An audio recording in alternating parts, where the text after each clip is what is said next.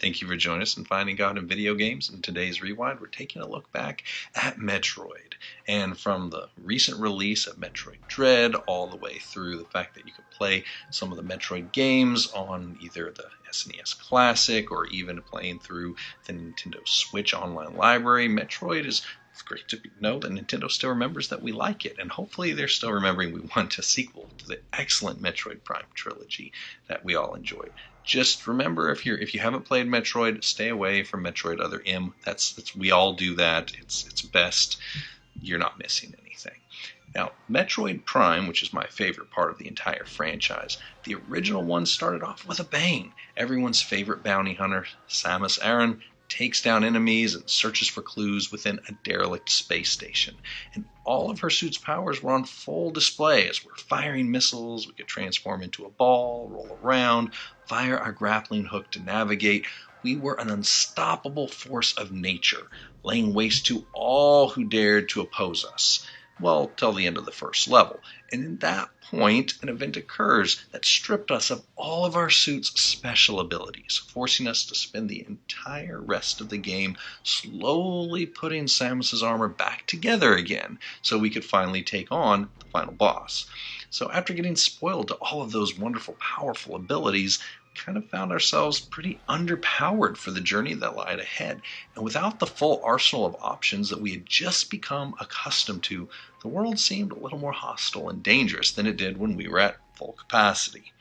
And many games have taken this approach over the years, giving us a tantalizing taste of our character with unlimited capabilities, and then using some kind of MacGuffin or plot device to remove most or all of those abilities, so that way we could spend the next 10 or 12 hours gaining them back. This is also common in a lot of theatrical releases where you see superheroes like Iron Man or Thor spending an entire movie just trying to get back to the place that they had originally possessed and perhaps taken for granted when they originally had it.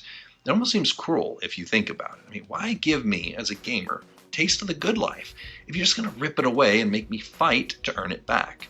But whether you're trying to rebuild your Iron Man armor, prove yourself worthy of wielding Mjolnir again, or simply trying to get your super suit firing on all cylinders, I think we can all agree that this part of the process is the most time-consuming and painful, yet ultimately necessary part of the hero's journey. Walking the spirit-filled life has been a lot like this for me. I remember the glorious feeling of first being born again and the excitement of knowing that I was finally who I was meant to become. I know it sounds corny, but the world looked and smelled different. I felt connected to the Lord in a way that was really impossible to describe. And for days, I felt kind of a unique euphoria. I would listen to music in my car, and it would seem like, the trees were singing along with me as I drove past them. When it was sunny, I felt like it was the Lord smiling on me. When it rained, I just sat there and was amazed that He continues to nurture His creation through this unique concept. I thought I would just dance this happy little dance with Him all the way up to the pearly gates. And then, much like our Metroid Prime power armor, it felt like all of that was just kind of ripped away piece by piece. The rain that I previously admired, much less desirable when it's intruding into your home, creating mold, makes your family sick. That glorious sunlight just kind of feels hot and angry if you're sitting on the ground next to your new car that someone just smashed into when you were in a stopped position. Slowly, I found myself driving more often with the radio off, my mind preoccupied with much more mundane considerations, like how to schedule contractors, which credit card has enough room to pay for groceries this week. And all that power and joy that I had been walking in was stripped away so quickly and replaced with fear, anxiety, and anger.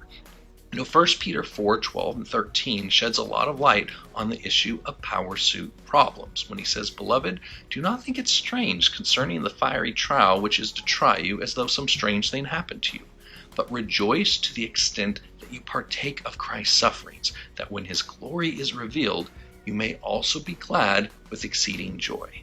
Now, of all the people who experience this transition into losing power, it's Jesus who understands it best. From having legions of angels attending to His every thought, to transitioning into consciously choosing the challenges of such activities like hunger, pain, homelessness, wood splinters, with all that carpentry, and using the bathroom without the conveniences of indoor plumbing. I would have waited a couple more thousand years if I was him to show up. But he dropped his supersuit off in the tutorial level, and he chose to face life the same way that we do. Now, to be honest, at first this knowledge didn't make me feel any better. Maybe it's just me. I don't get hyped thinking about suffering. I gave my life to the Lord. I'm praying and walking in obedience as best I can. I'm putting on the armor of God that was mentioned in Ephesians chapter 6. But that's when I realized it. The armor of God does not keep us from getting hit. It protects us from being destroyed by the inevitable hits that are coming. I was disappointed and frustrated that my service to God did not prevent these events that seemed tailor-made to steal my joy and break my spirit. And I was misguided in thinking that I was going to just bounce from cloud to cloud just because I've chosen to serve the Lord. Yes, our armor is protective, but it is not a repellent. And as I walk through life, I will continue to achieve growth that unlocks greater capabilities to serve the Lord. And along the way, stronger armor will come, which also means there will be greater challenges and trials. In gamer language, our enemies in life level up with us. But the joy of my salvation that I started with, that's still mine to keep, as long as I choose to embrace that. So, if you, like me, have faced tough opposition and been wondering why everything maybe seems a little harder now than it did before, don't panic or give in to stress. It's not an error in the programming. And we didn't make a mistake by choosing to serve the Lord. He certainly has not forgotten us or is unaware of our struggle. It's simply our path to assemble our armor. And we can grow in power and in our spirit-filled walk each day by accepting that our challenge will grow each day as proof that we're growing too. In my life, I think maybe I just unlocked the morph ball. So I bet that means probably going to have a use for it.